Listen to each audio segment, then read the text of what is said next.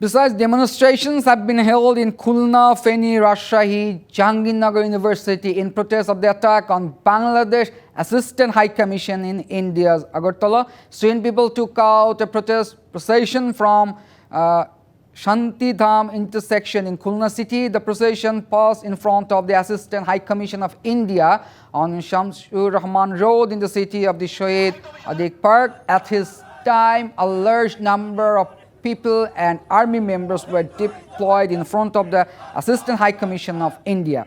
Meanwhile, the angry crowd gathered at the central Shohid Minar premises in Feni city and marched. The procession traveled to different places in the city and met at 12 Chottor for rally. Meanwhile, protest processions were also held in Rajshahi and Jahangirnagar University by blocking roads.